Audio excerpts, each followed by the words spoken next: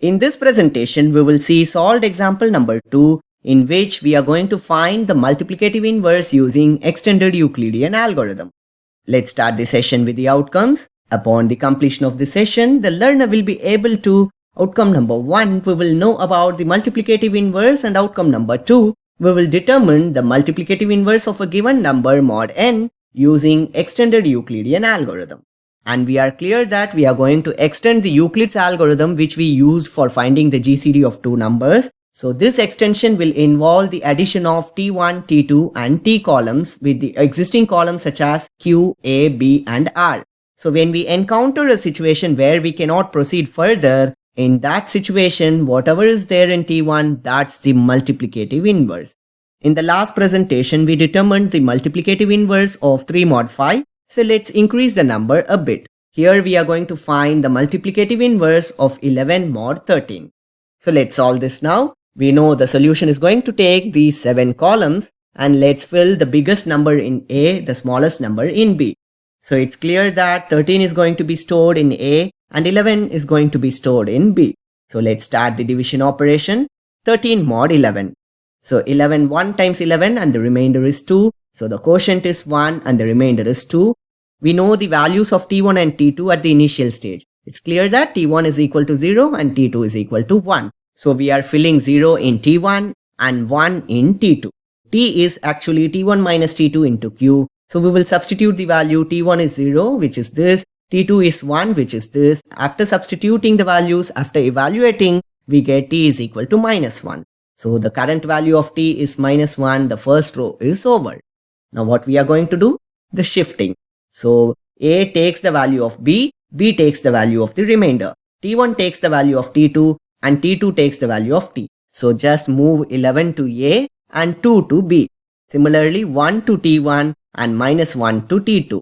So when you shift the values, you will be getting the rectangle filled up like this. I hope things are clear. Now perform the division operation. You are going to perform 11 mod 2. Right, so you are going to divide 11 by 2. 2 5 times 10 and the remainder is 1. The quotient is 5 and the remainder is 1. Now you know how to compute T. You are not going to use 0 for T1 and 1 for T2. Now we have T1 and T2 with the values, right? So T is equal to T1 minus T2 into Q. We will get T is equal to 1 minus 1 into 5. So just refer this row for the values. Now after evaluating this, we get T is equal to 1 plus 5, which is equal to 6. Now we found out the value of T, which is 6. Now second row is also over. What we are going to do? The shifting operation. So the shifting operation continues. So whatever is there in B, that is going to be stored in A. Whatever is there in the remainder, it is going to be stored in B. Similarly, whatever is there in T2, it is going to be stored in T1, and whatever is there in T, it is going to be stored in T2. Now we can witness that the values are being filled up appropriately. I hope things are clear as of now. Now what we are going to do? We are going to do the division operation. So we are going to perform 2 mod 1, right? So when you perform 2 mod 1, you get 2 as the quotient and 0 as the remainder. So now the quotient is going to be 2 and the remainder is going to be 0. Now calculate the value of T. So T is equal to T1 minus T2 into Q. You know T1 is minus 1, T2 is 6 and Q is 2. Just substitute the values and evaluate this. You get T is equal to minus 13. Let's fill that here.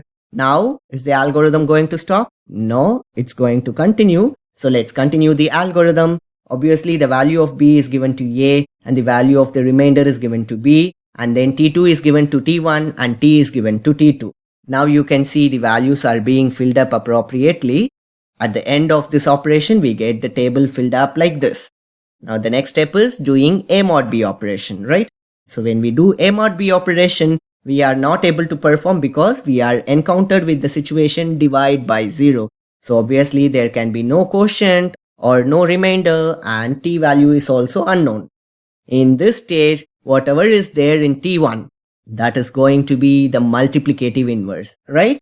So 6 is the multiplicative inverse of 11 mod 13. Let's verify this. So 6, when it is multiplied by 11, we get 66. 66 when it is divided by 13, 13 5 times 65, and obviously the remainder is 1. Therefore, 6 is the multiplicative inverse of 11 mod 13. Before we sign out, let's see the homework question. The question is, what is the multiplicative inverse of 10 mod 11? I request you to solve this problem and post your answers in the comment section.